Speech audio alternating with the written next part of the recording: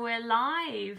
This is Be Empowered's first live video, so welcome. And I'm joined with Nicola Arnold, who's a life coach. You want to tell them a bit more about? Yep, so I'm a certified life coach that specialises in resilience. I have a business, Kindle, and so joining Tracey tonight to talk to you a little bit about parent and child mental health, really, because it's World Mental Health Day. Yeah, so obviously the event's been advertised as the one thing you could do to improve your child's mental health. So if anyone's got any questions they want to ask about your children or any problems that you're facing at the moment, please feel free to ask. Even if you're watching on the playback, we can always respond in writing as well. So because Nicola works with adults, we thought she could talk about maybe how parents can support themselves in their own mental health, and I'll talk from the angle of how we can support children's mental health. So do you want to kick off with how parents can look after their own mental health? Absolutely. So hi, so welcome to those of you that are watching us live. Do join in, give us a like, give us a comment if you're watching and you can hear. It's always good to know that we can be seen and be heard as well. And again, for those of you watching the playback, please feel free to still join in and interact. As I said, we can both respond to your comments later, so it's always lovely to hear that people have managed to access the live as well, so that's great. And I can see a few people are starting to say they're there, so that's absolutely fantastic. Thank you so much for joining in.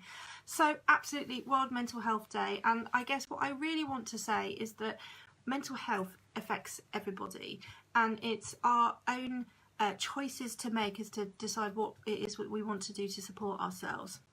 So for those adults that are watching, let me just ask you a question, which is, when did you last take some time out for you? So often as a parent, we can spend so much time looking after the family that actually we forget to take care of ourselves. So it's really important that even if you just take 2 to 3 minutes a day, that allows you to just take a step back from everything that's been going on and just take a moment for you.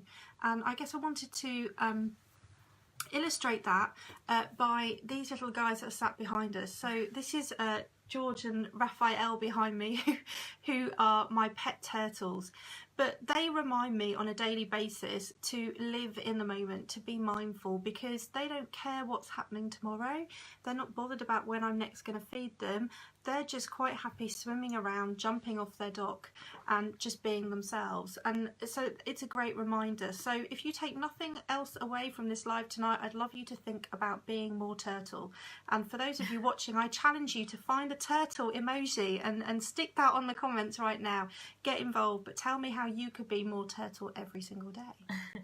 So Nicola, what would be your number one sort of wellbeing tip for parents that are feeling quite stressed, maybe overwhelmed with issues that they're facing in parenthood? What would be your number one kind of go-to tip to help them? Absolutely. I think really that settling of that mind is really, really important. So for me, if you think about it like a snow globe, our mind gets really, really frazzled with all these zillion thoughts. We have over 60,000 thoughts a day. That's a huge amount of thoughts. Yeah. And 50,000 of those thoughts are the same thoughts that we had yesterday, so we carry them through. So if we start every day in a frazzled state or worrying about something, we are more likely to carry that through as the day goes on and the week goes on. So actually, if we just take a few minutes each day to just let that snow settle in that snow globe, then that will really help sharpen our focus. It will help increase our immune system, reduce our blood pressure, reduce our heart rate, etc. So it's about thinking about what could you do every day just for 2 or 3 minutes that would allow your mind to settle.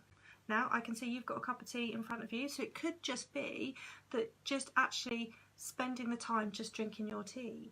Think about when you're actually stood at the kettle boiling the water, how many other things do you rush off and do while you're boiling the kettle? That kettle time could be the time that you actually just take a moment to just be, to literally just settle and just breathe.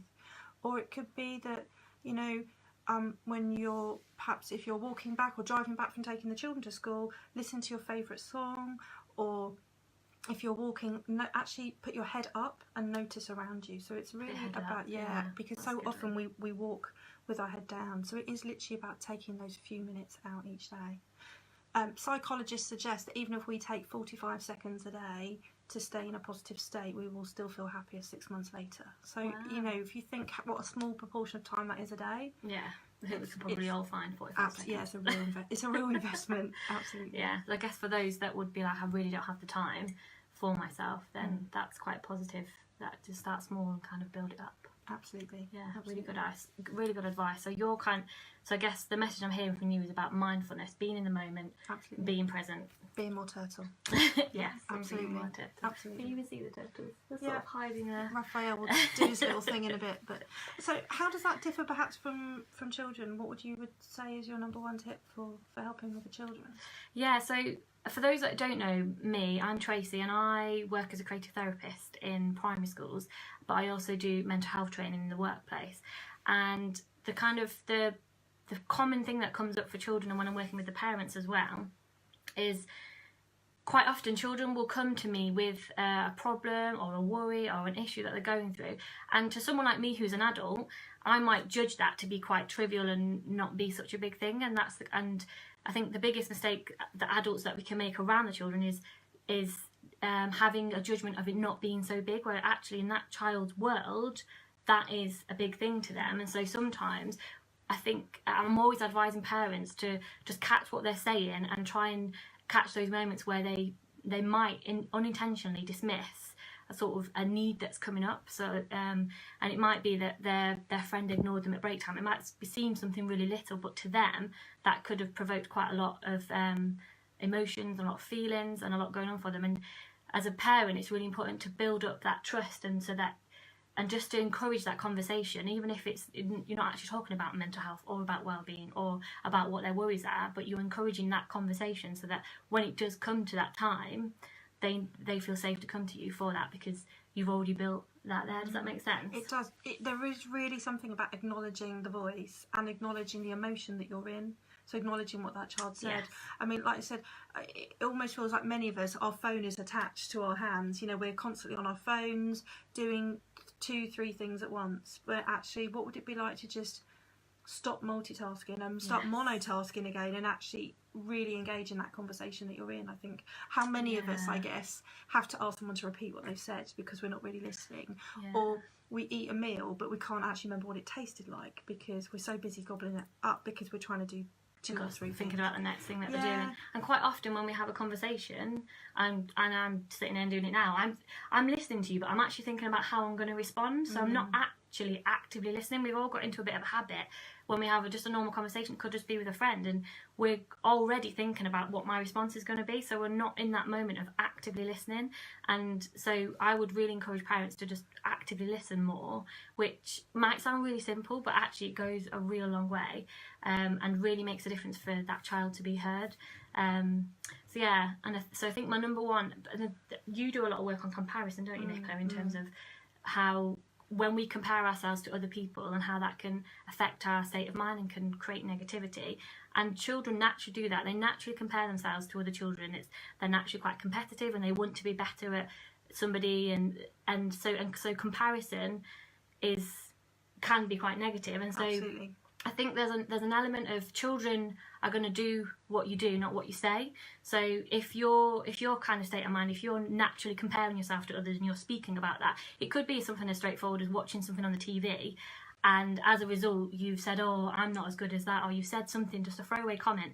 Those little things are being picked up on, and they're learning that the adults around them they compare to, and that's what they do to try and make themselves feel better. But actually when we compare ourselves to somebody, as a collective, actually no one's getting happier, because for me to be happier, you have to be unhappier in that comparable. Does that make sense? Absolutely. And we can, I guess, when you take 2 children, if you like, who's come to you with the same issue or the same problem, try not to compare them against each other, because everybody. So Nicola, you might have the same workload stress, the same workload, and I might have the same workload if we were in the same job. But I might get more stressed than you. But that doesn't necessarily mean that you're a stronger person than me. It's just we're all individuals and we all have different pasts and we've all got different vulnerabilities. And so it's not about comparing, oh, well, I did that and it didn't stress me out, so it shouldn't stress you out, kind of thing. So it's taking that comparison out and just being with the person. Absolutely. I guess what I'm taking from what you're saying right now is how much of an investment it would be to just be able to sit with someone every day and just have a really meaningful conversation without that need to respond almost straight away or think about how that impacts on you, like you said, that comparison as well. So let's invite you to do that, is to think about actually over the next few days when you have those conversations as a family with your children, how could you completely invest in that conversation, to just put your phone down, turn the TV off, turn the music off or whatever, and actually really just invest in that and think about actually what would that mean to you, and actually what would that mean to your child or your children as well. What could that bring up? I think that's a really important point you brought up. I think that's really great they could take. I think, because when I do my mental health training, there's a lot of fear around how we approach mental health, and I think there's a lot of stigma just around the term mental health. And we tweeted the other week that said 4 in 4 of us have mental health, and even my husband said, "Oh, have you made a mistake with that tweet?" And I was like, no, 4 in 4 of us have mental health. We all have mental health, and just like we have physical health. And I think that's becoming people are becoming more and more aware of that.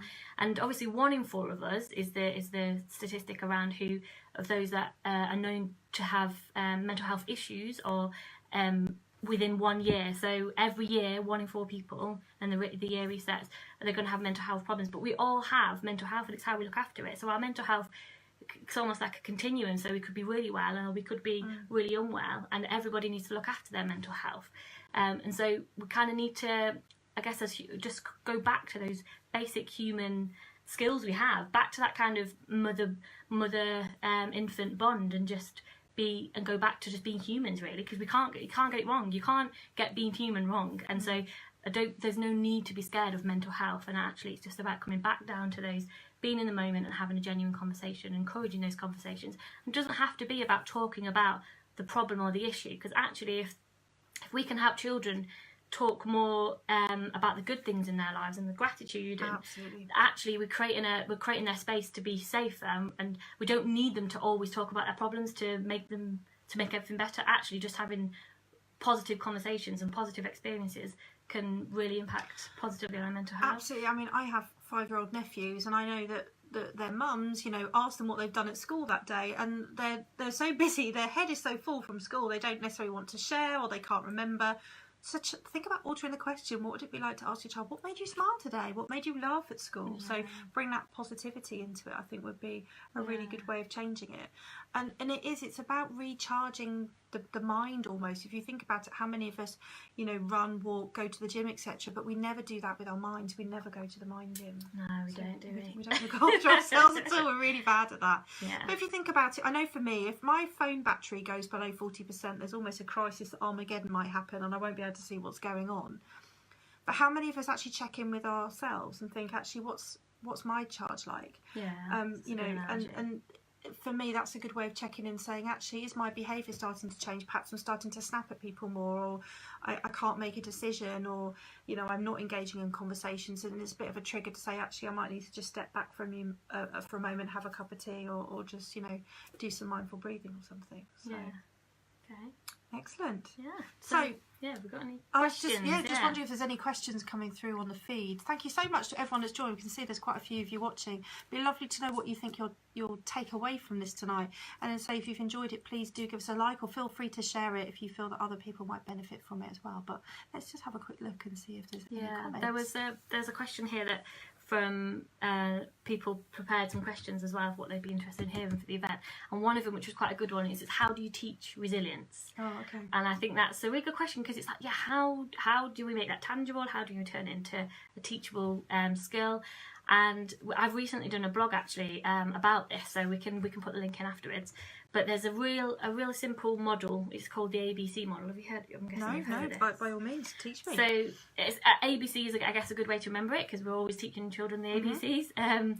So the A stands for adversity. So it could be for activity, if you want to make it more simple language, especially if you're talking to younger children. So that's like the event, so the thing that's caused the upset or the distress or the pain.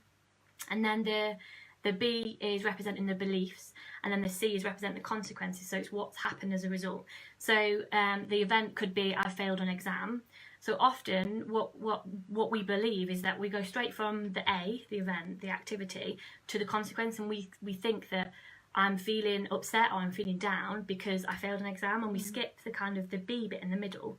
And it's the belief that's been triggered from the adversity that creates the behaviour. And so it's that what we need to work. That's how we create more resilience, is by working with those beliefs. So if I fail an exam, that triggers a belief to me that says I'm a failure. So as a consequence, I might feel low, and that's just me. Some people might respond differently. I might feel low, I might get angry, I might start acting out. Somebody different who fails an exam, they might have a belief that I can't be good at everything, I'll just keep trying. So then the consequence of that is that they might move on a lot quicker, so they seem to be more resilient. So somebody that's got a more of a negative belief, if you like, about themselves, that's what we need to work on, rather than changing the events, if you like, or trying to change the consequences of what happened. We've got to work on the person's beliefs. So what I'm hearing there really is it's about thought versus fact. Yeah. We build up these stories in our heads, don't we, of what we think's going on, and because our brains are designed so we're 5 times more likely to think of something negative than positive, we tend to go for that Armageddon status, as I call it, tragedy master, where we think the worst of what's going to happen. And then because we think if we actually think about the worst that could happen, then we can almost rescue ourselves and prepare what that will be, so that then we can bring ourselves back from it. So I love what you're saying there. It is about actually stopping for a moment and saying, what's really going on here? What is the story that I'm telling myself? Yeah. And actually, how can I change that? Yeah. So, and I guess with children, for those, especially for younger children that are struggling to, so we need to help name feelings for children if they're at that age as well. So, and it could be for adolescents as well, and it's about being curious with it. So it's like, oh, I'm sensing that you're quite angry, or is that right? And you're curious with it, and you can ask some questions about it, and then it invites an open conversation. But if for example, I quite often with the children that I work with, if they're in an emotional state, and because I know the child well, and I think that a negative belief of theirs, and usually for children it cuts right down to, I don't feel safe, or I'm not loved, or I'm not worthy, which is really strong core beliefs to have. And so if a child is acting out in the classroom all the time, quite often it's because they don't feel safe. And so sometimes it's about not dealing with the consequence that's happened. It's trying to deal with that belief and proving to them and giving them evidence as the adults around them that they are safe and that they are worthy and that they are loved and they're cared for and things like that, and they're liked. I think that's a big thing with children as well, is there's this, and social media adds to it in terms of wanting constant likes from people and needing to be liked. I mean, even when I was younger, you want people to like you, of course you do. And then obviously added into that is the social media element of it. So did you know that every 60 seconds on Facebook, over 500,000 comments are posted and over 310,000 statuses are updated? Wow. We, like you said, we absolutely crave that world. You know, as someone who works in education during the day, it almost feels like those end of term reports are just going to turn into emojis, because that's what the next generation are craving. They need that external validation all the time, and I think you hit on a really good point again, that actually we need to get used to looking at our own validation and being enough for ourselves and being comfortable in our own skin and not just relying on that from other people all the time. So I think if we can create those foundations, that's a really important point. So what I would really advocate as a parent then is to role model that, model that self-acceptance and that self-love. But that can sound really wishy-washy, so what would you advise to parents on how they can role model that and how they can actually reach that kind of self-worthiness and that self-acceptance? Because that's like, you know, that's quite hard to get to, isn't it? I think it picks up on the point that you've just made, actually, and that we need to be really honest with our emotions and how we're feeling, and that there are all going to be times when we're going to snap or feel tired or get ratty, but actually acknowledging that and even just explaining that to the child, so that if you do, you know, shout at them or snap, whatever, you know, be honest enough to apologise and say, I'm sorry, I snapped, I'm tired, I'm not excusing my behaviour, but I need to learn how to do it, so that the child can learn from that as well. I think that's really important. I'm just seeing if we've got, oh dear, we've frozen. Oh goodness, have we still frozen? Let us know. That's not a good sign. Hopefully you can still hear us if we've frozen, but do let us know. How do you know we've frozen? Oh, so someone's just made a comment saying we've frozen. Right. So hopefully, can you let us know? I can't see the comments. Yeah. the perils of. Oh no, we're back. Fantastic. Great. Thank you so much for letting us know. That's absolutely brilliant. Is that Nikki? Fantastic. Thank you very much. Oh, thank goodness for that. God. Oh, well, if you missed that last bit, it's really about just being honest with your emotions, being able to role model, and that feeling of being loved, being comfortable in your skin, that, you know, not comparing yourself to others, being happy to wear the clothes you want to wear, listen to the music you want to listen to, make decisions which resonate with you, and then it's okay to say no to things as well. I think that's really important. Yeah, and I think, and I guess for those parents that are kind of worried maybe about social media and needing their children needing constant validation, I think the biggest thing I would share is that maybe watch how you're using social media and the language you're using around social media, because they're going to be you're going to be role modeling that as well. And if you're and it might not be what you're saying, it's just what you're doing as well. And it's like, oh, I've only got so many likes, or there might be something in your language, or if you're constantly on social media, and you want them to be on less social media, it's kind of got to practice what you preach. And how often do we meet up with someone and say, oh, hi, how are you doing today? And you go, I'm not bad, thanks. We're already going towards the negative. So actually, how could you encourage yourself and your family to think slightly differently and share how they're feeling that day to move forward? It's like when someone asks me how my day is, how's your day going? Yeah, it's going good so far. Yeah. It's like I'm giving it permission to not go good. It is so true, isn't it? Do you know, one of the things I talk about at the moment is having a metaphorical backpack. So how many of us, I mean, like, it's been a beautiful day down here in the southeast today, absolutely glorious blue skies, which is fantastic.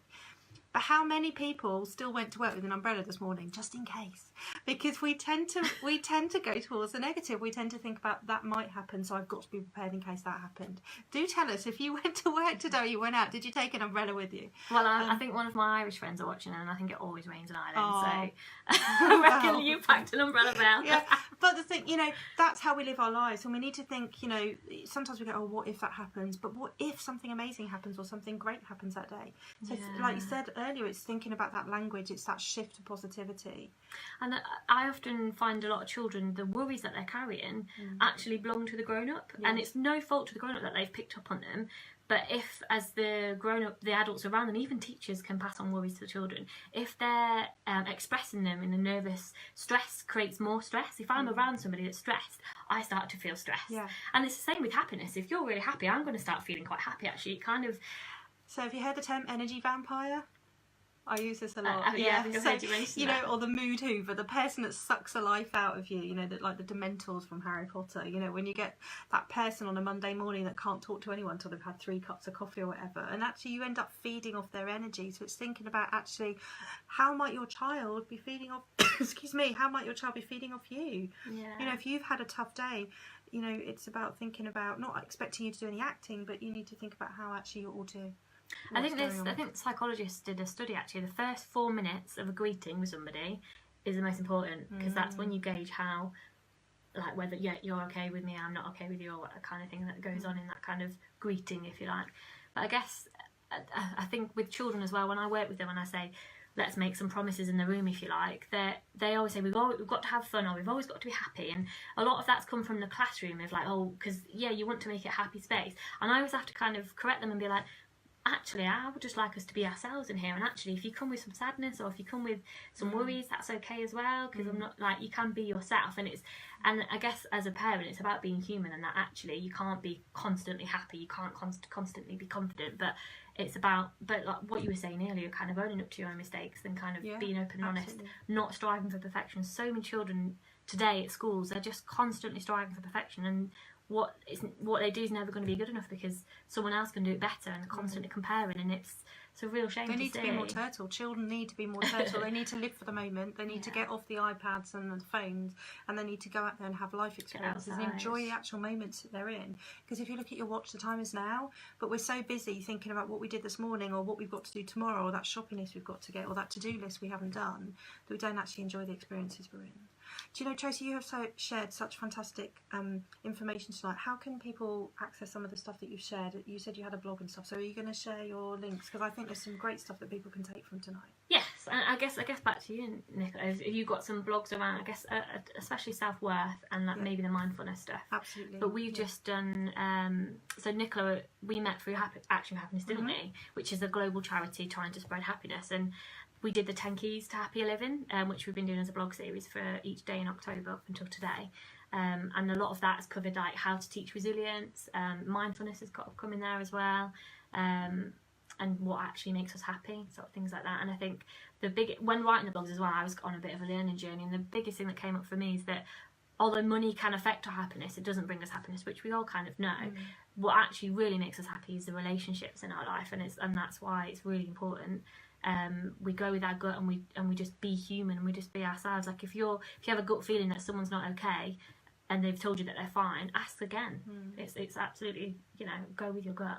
Yeah, I think that's very much that thing around it's okay not to be okay. Yeah.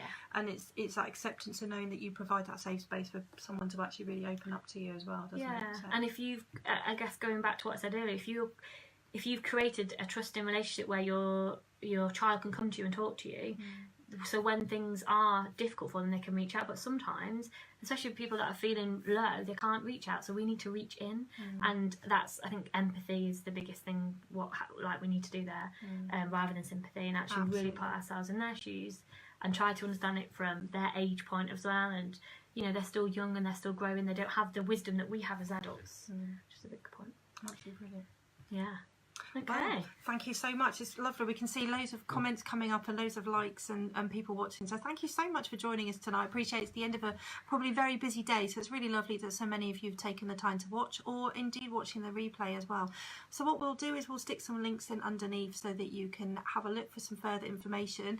And actually, I think this might be the first of many lives, Tracey. I think there's quite a lot that we could share in terms of adult and child. So actually, if you're sitting here listening thinking, do you know what, I'd like to know a bit more about the mindfulness or the resilience, drop us a comment. Maybe this could become a little series, Tracey and Nicola show. There we go. We'll set up our own YouTube channel. But thank you so much for joining us tonight, and thank you so much for inviting me to have a chat with you. Really enjoyed myself. Okay.